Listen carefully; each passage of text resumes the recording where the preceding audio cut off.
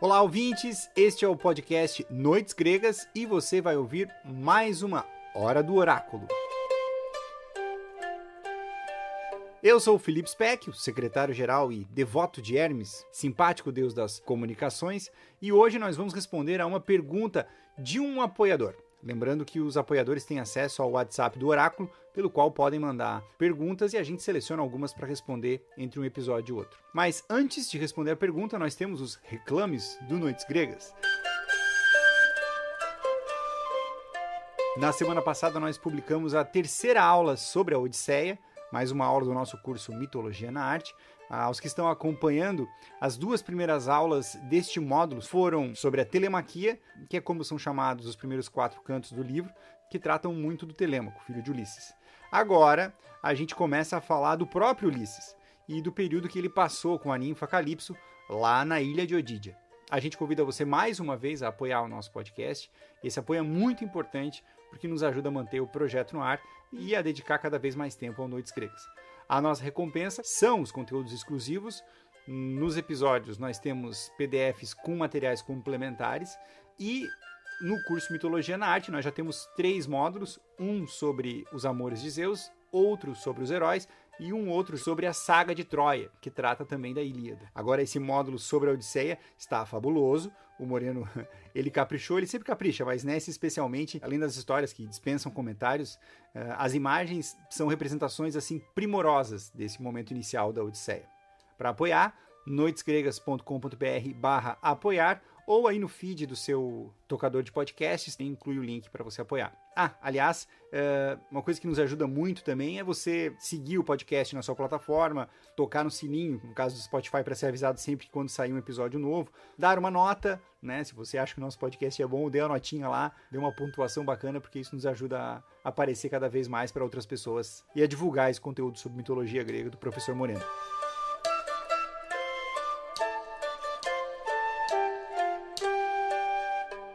A pergunta que nos chega é do Léo, professor de zoologia, e a resposta vai nos levar à origem dos monstros.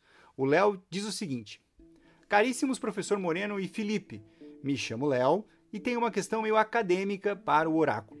Sou professor de zoologia e, além de viver mergulhado em termos de origem grega no exercício da taxonomia, fui iniciado na mitologia por Monteiro Lobato, assim como professor.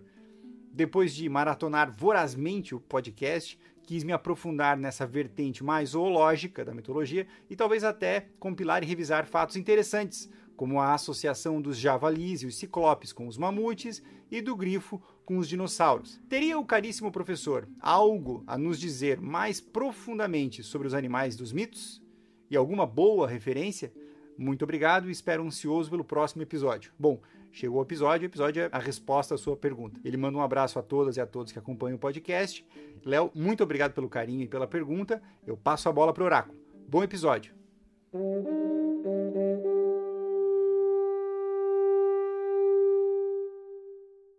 Prezado Léo, o estudo dos animais na mitologia vai nos dizer muito sobre a imaginação mitológica dos gregos e quase nada sobre os animais, já que tu estudas zoologia. Ali nós vamos ver a força da fantasia grega a partir de pequenos vestígios que eles encontraram e não sabiam bem classificar. Para explicar melhor, eu preciso fazer uma pequena rememoração dos fatos. Todo grego, como todo homem do mundo antigo, entrou em contato com vestígios, com detritos, com pedaços, com ossos de seres que eles não conheciam. Há milênios, o homem lavrando a terra, ou com grandes enxurradas, ou com um terremoto na Grécia, extremamente comum, e passou a enxergar no dia seguinte uma população praticamente de ossaturas, de esqueletos à sua volta que ele não sabia explicar, principalmente pelo tamanho. Ora, como ele tinha noção que aquilo que estava enterrado um dia esteve ao ar livre, esteve na superfície, ele tentou encontrar nos animais que ele conhecia uma semelhança que pudesse identificá-los e não encontrava. Lembro, não a ti, que é zoologista, mas os que nos ouvem também, que a palavra fóssil, que vem do latim, que significa desenterrado. Aquilo que, no fundo, que estava na terra e foi trazido à luz numa escavação. Então esses desenterrados deveriam ter pertencido um dia a seres animados também. Ora, o que nós estamos encontrando? A solução de um enigma. Cada pedaço de osso, cada dente, cada garra encontrada para o grego era um enigma que ele tinha que solucionar. A quem pertenceu? Quem era o dono?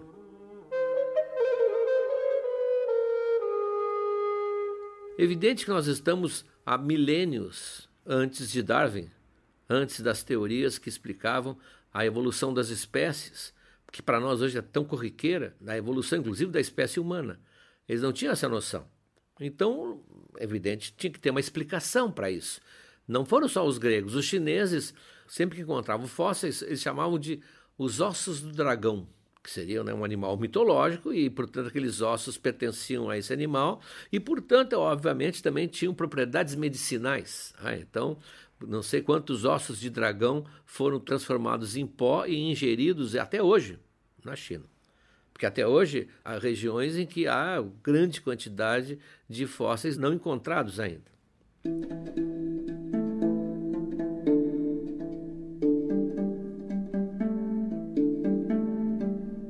No Ocidente, onde está a Grécia, eram atribuídos a seres mitológicos.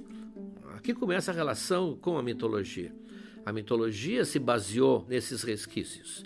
Como não sabia como eram, associaram a vários animais de mitos que eles conheciam. Ou seja, eles começaram a encontrar uma forma de tornar concreta a imaginação deles. Isso foi durante muito tempo. Não foi só na Grécia. No final do século XVII, 1600 e pouco, foi encontrado um fêmur gigantesco na Inglaterra, do megalossauro. E, como não sabiam nem que existiam esses animais, levaram ao maior especialista da época, que um professor de Oxford, que examinou cuidadosamente o osso e fez duas constatações, duas conclusões. Primeiro, não pertencia a nenhuma espécie conhecida, portanto não pertencia a nada semelhante naquela época no planeta Terra. Segundo, então deveria, segundo a constatação, deveria pertencer a um antigo gigante ou um herói muito alto ou a um titã. Quer dizer, a própria resposta do cientista era uma resposta voltada para o mito. Só em 1800 e pouco, depois da proclamação da independência do Brasil, para se situar na história, é que começaram a desenvolver essa ideia de espécies gigantescas que teriam sido extintas e que tinham deixado suas marcas em todo o planeta. É quando, então, um cientista conhecido, de todo mundo que estuda, ele cria o termo dinossauro. Dino, deinos, no grego, é horrível, formidável, assustador. E sauro é o sáurio, é o réptil, é o lagarto. Então esse nome dinossauro tem data 1841, passa a ser um novo objeto apaixonante de estudo. Surge então todo esse estudo que hoje para nós é tradicional, o estudo dos dinossauros, a reconstituição inclusive desses esqueletos. Há vários museus com dinossauros inteiros, como você pode ver no British Museum. Essa explicação toda estava muito longe da mente grega. Nós estamos aqui falando de 2000 e tantos anos depois da Grécia. Então, para eles, para os gregos, de onde é que vinham? Eles não tinham nem noção de onde o homem vinha. A noção deles é que tinham os antepassados. Uma vaga noção. Era uma vaga noção que o grego tinha. Aliás, é bom lembrar aqui no nosso podcast que havia um sistema de datação na Grécia que surge só a partir do ano de 776 a.C. Ali surgiu o calendário. Ali, se o grego tivesse um celular, ele baixaria o aplicativo calendário. Por quê? Porque no ano de 776 a.C., friso esse antes de Cristo, surge a primeira Olimpíada. E essa Olimpíada vai ser repetida de 4 em 4 anos regularmente. E por ser repetida regularmente de 4 em 4 anos, passou a ser o calendário grego. Fulano de tal nasceu no 3º ano da 50ª Olimpíada. Então, com isso, a datação de fatos, etc., da Grécia ficou muito simples. Mas e antes? E antes dessa data? Antes de haver essa marcação do tempo a partir das Olimpíadas? era o passado, um passado vago que o grego solucionou de uma maneira fantástica, que nós todos hoje aproveitamos aqui. Criou-se um passado mitológico. Nós temos a noção do homem das cavernas, como chamam vulgarmente, né, o nosso ancestral, o homem das cavernas, os sapiens, Neandertal. Isso tudo é moderno. Eles tinham, em vez de tudo isso, em vez de homens vestidos de peles morando em cavernas, eles tinham, na verdade, os heróis, os deuses, a época mitológica. Eles criaram um passado brilhante, fascinante, que até hoje nos prende aqui no Noites Gregas. Eles criaram o seu passado. Eles não tinham a menor noção do que nós hoje sabemos que foi a origem do ser humano.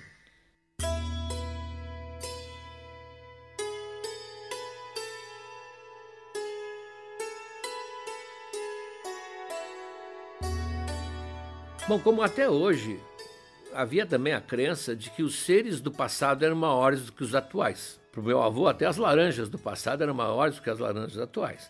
Então, havia humanos enormes. O Nestor, que é um personagem sobre o qual falaremos muito quando entrarmos na Ilíada, o Nestor é aquele guerreiro que viveu 3, 4 gerações, recebeu um presente de Zeus, tem uma idade longeva, assim, impressionante, tanto que ele é considerado o grande sábio, o grande conselheiro na Ilíada. Ele toda hora dizia, os homens do meu tempo, aliás, hoje também dizem, mas os homens do meu tempo carregavam pedras 3 vezes do peso dessa que vocês hoje se queixam, seus fracotes. Ele dizia para os seus colegas de combate no exército grego. Tudo era maior, a ideia de sempre maior. Então, esses animais grandes, gigantescos, não causava muito problema para a imaginação grega, deviam ser animais grandes, como no passado tinham. E os homens também. A ideia do homem grande, do herói, ser gigantesco, para nós, a gente sabe que há um limite para o ser humano. Lá o ser humano chega no máximo a 2,5 metros, 3 metros, sei lá, nunca chegou, mas o livro Guinness vai dizer isso um dia. Mas para o grego não existia essa ideia do padrão. Então, ele imaginava geralmente, há vários textos que falam nisso, portanto, chegou-se a uma média que os heróis, os grandes heróis, tinham assim, perto de 4 metros, 4 metros de estatura. E isso era comprovado principalmente por uma parte do nosso organismo, dos animais também, que sobrevivia sempre ao longo dos milênios, os dentes. O dente, pelo próprio material que é o dente, ele era muito mais preservável. Então, um caso clássico, real, que aconteceu um pouco depois da Grécia, em Roma, no reinado de Tibério. Tem um comentarista, o Flegon, que conta. Que houve uma série de terremotos. O terremoto era sempre assim, né? O terremoto punha à mostra coisas que estavam enterradas, mal sabiam eles, há milhões de anos. Um terremoto destruiu muitas cidades da Ásia, né? Inclusive perto do Mar Negro, ali, onde o Jasão esteve. E nas fendas da terra, e nos barrancos e nas encostas, apareceram vastos esqueletos. E o Flegon diz que eles ficaram muito perturbados quando viram esqueletos que pareciam de seres humanos, muito grandes. Então pegaram um dente e mandaram para o Tibério. E disseram ao Tibério que pertenciam aos restos mortais de um herói. E se ele queria ver todo o esqueleto, o Tibério cautelosamente disse que não queria dessacralizar o corpo, né? Tinha que manter o respeito, mas pegou o dente e entregou para um geômetra, que mandou calcular que tamanho teria o dono desse dente. Quase um trabalho de legista. E o geômetra, então, ligado a um escultor, reconstituiu uma figura tosca, mas reconstituiu, e pelo tamanho ele chegou mais ou menos à ideia dessa de 5 metros, entre 4 e 5 metros de altura, o que satisfez o imperador. Hoje se sabe, se imagina, quem lê as narrativas, que esse dente era o molar de algum ruminante daqueles gigantescos que já deu extinto. Mas eles faziam esse cálculo retrospectivo. Daí talvez até aquela expressão, pelo dedo se conhece o gigante, né, que se usa tanto. Então, esse cálculo retrospectivo é que vai gerar as afirmações nos mitos que a gente conta aqui de coisas descomunais. Isso era o que eles acreditavam. Isso ficou bem claro no episódio dos ossos do Teseu.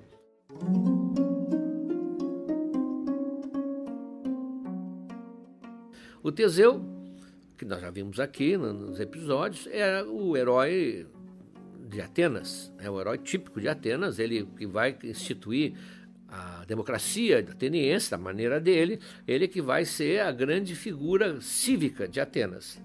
E ele teria sido assassinado, como nós vimos, tolamente, pelo rei Licomedes, na ilha de Esquiros, que temeu que ele estivesse lá procurando se apoderar do seu reino. Na verdade, ele estava simplesmente no exílio, completamente sem poder algum, mas ele teria sido assassinado lá. Então, uma expedição militar, 1 ou 2 séculos depois, toma a ilha de Esquiros por outras razões e vamos procurar os restos mortais de Teseu.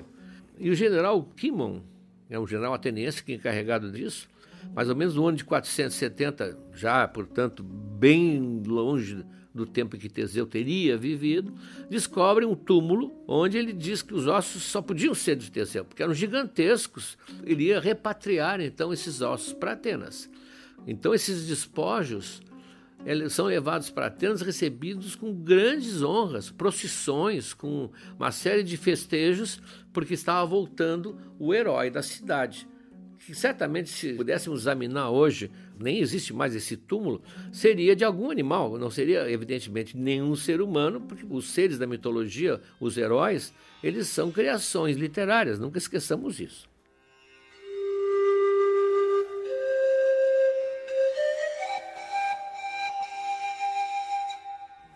Um episódio muito conhecido dentro da formação do poder do Olimpo, quando Zeus e seus irmãos se apossam do poder da religião, digamos assim, nós vimos isso, que foi uma troca de poder, foi quase um golpe de Estado na ordem antiga. Uma reação a essa tomada do poder é a luta dos gigantes, que são os filhos da terra, de Gaia, que vêm enfrentar os olímpicos. Então é uma série de combates terríveis, né? Combates formidáveis de forças quase cósmicas, e evidentemente, os do Olimpo vencem, e chama-se a essa luta a gigantomaquia. A maquia é a luta dos gigantes, a luta com os gigantes. Um autor romano, quando eu falo romano, sempre temos a ideia de que é posterior à Grécia. Embora nem todos eles tenham sido posteriores, sempre a gente pensa assim, depois da Grécia veio Roma. Um autor romano, Claudiano, ele percebeu, intuiu que essa gigantomaquia, que o mito da gigantomaquia, mais ou menos expressava uma intuição da mudança das eras geológicas e morfológicas. Ele sentiu que ali havia uma espécie assim de intenção de marcar uma passagem de uma época para outra. Então ele escreve, por exemplo, diz assim: houve um terremoto, uma tempestade tão forte que, diz ele, as ilhas emergiram das profundezas, as montanhas ficaram escondidas no mar, os rios ficaram secos ou mudaram seu curso e as montanhas desmoronaram quando a terra afundou. Quer dizer, foi um cataclismo. Mudou tudo. Isso é comum naquela região, a região da Grécia, a região da Itália, a região de Nápoles, são regiões vulcânicas até hoje extremamente ativas. Então, com tudo isso, o terreno revirou de uma maneira, diz aqui, tudo isso revolveu o terreno, fazendo aflorar uma grande quantidade, aí agora entramos na nossa palavra, de fósseis. Então a impressão que dava, diz o Claudiano, é que havia ali uma batalha de proporções gigantescas, uma batalha cósmica, né? Uma batalha seria hoje intergaláctica, porque havia ossos petrificados gigantescos e enegrecidos pelas erupções vulcânicas que os trouxeram à tona. Então eles estavam marcados pelo fogo, havia regiões onde havia ainda aquela fumaça, são as fumarolas, né, das erupções.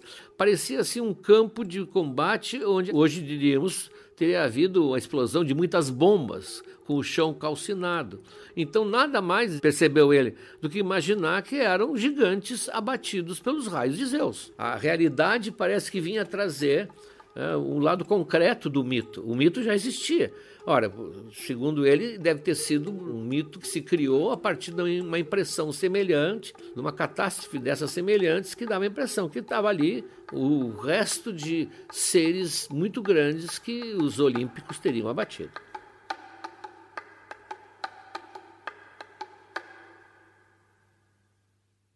Bom, claro que tu, como zoologista, deve saber bem mais que nós que toda essa área há milhões e milhões de anos, eram percorridas por outros animais que hoje não se imaginaria na Europa. Fora o leão, que é o leão até o Hércules mata um. Fora o leão, havia rinocerontes de vários tipos, havia elefantes, havia o mamute, havia tigres, animais, tatus gigantescos, todos aqueles animais que a evolução foi extinguindo. Então, tudo isso deixou resquícios, alguns deles muito presentes na mitologia. Por exemplo, tem o grifo. O grifo não aparece muito nos mitos que a gente conta aqui, mas aparece no Alice no País das Maravilhas, por exemplo, né? O grifo, aquele que dança na beira da praia. Mas o grifo é citado por Heródoto, que é um autor muito querido do Noites Gregas, que diz que os citas é um povo meio misterioso, mas que hoje se sabe que seriam ali habitantes mais ou menos dos Urais, da Mongólia. Os citas mineravam ouro facilmente, em grande quantidade, no deserto da Mongólia. Havia muito ouro lá. Mas, no entanto, que ninguém tentasse chegar lá, dizia Heródoto, porque o ouro deles era guardado ferozmente por grifos, sentinelas ferozes, animais terríveis, com corpo de leão, mas cabeça e bico pássaro, com 4 patas, e que patrulhavam a região. Bom, vários cientistas foram exatamente ao deserto de Gobi, que a quantidade, às vezes, de fósseis na superfície é gigantesca, até porque os ventos, às vezes, muito fortes, movem areias e dunas que estavam lá há muito tempo. E lá descobriram a grande quantidade de esqueletos de Protoceratops, que vivia há 60 milhões de anos, mais ou menos, e que tinha 4 patas, uma mandíbula pronunciada que parecia um bico. Quer dizer, dali teria surgido o grifo. Se não me engano, até tem uma espécie desse animal que tem o grifo no nome, grifo. Os cientistas, evidentemente, conhecendo a semelhança com o mito, colocaram isso. Então, daí teriam vindo os grifos. O ciclope. Quando chegarmos na Odisseia, há uma região em que aparece o ciclope. O ciclope, o Polifemo, tem vários ciclopes, mas o Polifemo é o ciclope com nome próprio que a gente conhece. É que vai encurralar Ulisses e seus companheiros na caverna e com muito trabalho o Ulisses consegue escapar dele. O ciclope é o olho redondo, kyklos, círculo. Um olho só, ele só tem um olho. Então o ciclope é gigantesco, a gente vê pela narrativa de Homero, ele fecha a entrada da caverna junto com os gregos lá dentro, com uma pedra que ninguém consegue mover. Tanto quando ele está dormindo, os marinheiros e Ulisses juntos tentam mover a pedra do lugar, a pedra não se move, ele é, portanto, grande, talvez do tamanho exatamente dos gigantes. Mas por que na Sicília? Ele foi situado numa região, pela história, que só pode ser a Sicília, tanto que a Sicília até hoje explora esse fato turisticamente. Tem um lado lá que eles chamam que é a Riviera dos Ciclopes, como todo lugar que tem uma história lendária por trás. Bom, a suposição é que os visitantes da Sicília, os primeiros gregos que visitavam, que iam lá comprar escravos e fazer transações comerciais, e depois ocuparam uma parte da Sicília, inclusive, encontraram, que hoje até se encontra ainda, esqueletos, fósseis de elefantes. Tinha até um pequeno elefante, se não me engano, um elefante peludo, um pequeno mamute. Isso tu deve estar ouvindo com um sorriso nos lábios, Léo, porque eu sou completamente leigo nisso. Mas era um elefantinho. E o crânio desse elefante tem um buraco no meio, que seria onde a tromba se fixava, a passagem da tromba. Evidente que não sabendo que era de um elefante e vendo aquele crânio daquele tamanho, imaginaram que naquele buraco havia um grande olho, o ciclope. E criou-se então facilmente, talvez que fosse uma ideia vaga, agora passou a ser uma ideia mais completa. Outro mito, que hoje também já não tem mais nenhum enigma, é o javali da Calidônia. O javali da Calidônia é um javali especial. Tem vários mitos que envolvem javalis. O javali era um animal muito temido na Grécia, Vários personagens foram atacados e feridos pelo javali, com aquelas suas presas, né, que eram particularmente perigosas, porque ficava na altura entre o joelho e a femoral ali. Então, vários atingidos por uma presa daquelas morria por hemorragia. O Adonis, que é o querido da Afrodite, morre pelo ataque de um javali. Então, ele é atacado e ferido pelo javali. O Hércules, num dos seus trabalhos, que nós contamos aqui, ele tem que capturar o javali de Erimanto, tem que capturar vivo, lembram?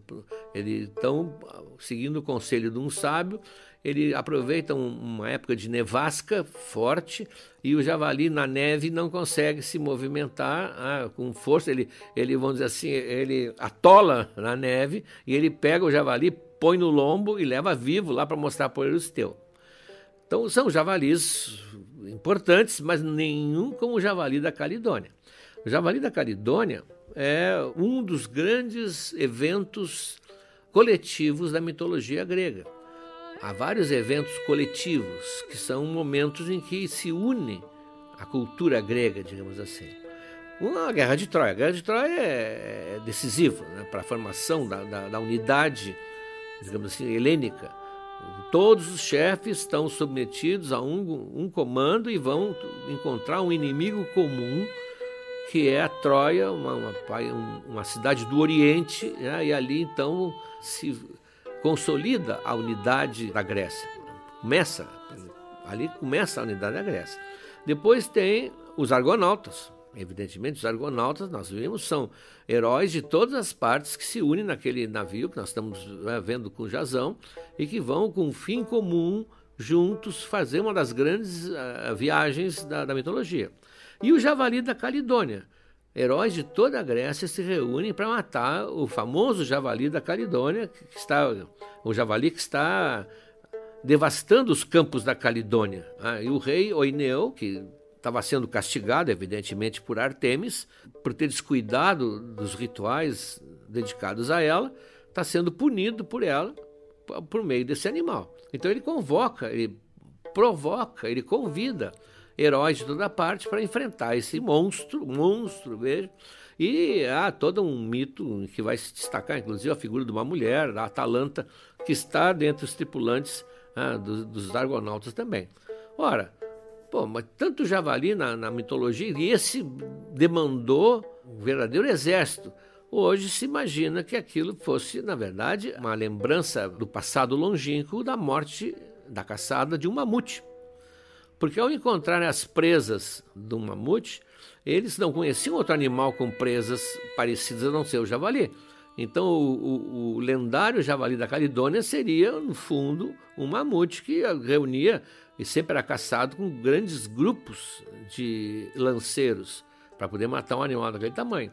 Então aí explica-se todo esse cuidado, toda essa necessidade, toda essa reunião de forças para matar um animal que normalmente era caçado na Grécia. Ali temos um equívoco desse tipo.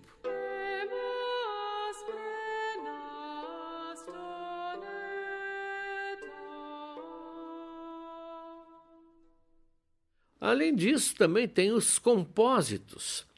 Esses depósitos de fósseis, por exemplo, havia misturas de espécies. A natureza não classificou num local lá, numa ravina ou numa cratera, não colocou ali arrumadinhos os vestígios de cada espécie, era tudo misturado. Ora, essas misturas poderiam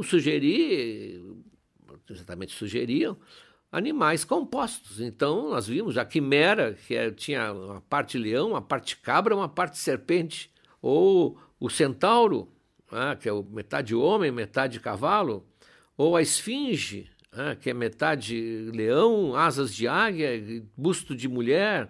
Todas essas composições se explicam também, se não se explicam, tiveram reforço para a mentalidade do grego na época ao encontrarem esses depósitos misturados. Não havia identificação de cada vértebra, de cada mandíbula, etc, etc. Então, no fundo, a presença desses vestígios realimentaram a mitologia. Ajudou a imaginação a ficar concreta.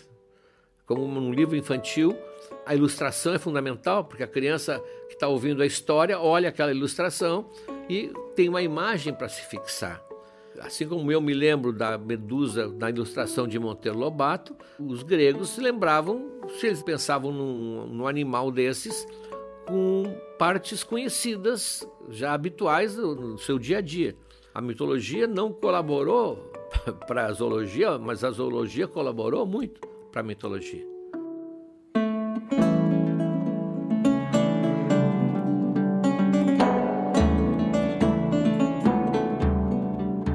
Senhoras e senhores, semana que vem a gente volta. Seguimos falando do Jazão e da sua fantástica viagem com os Argonautas. Um grande abraço.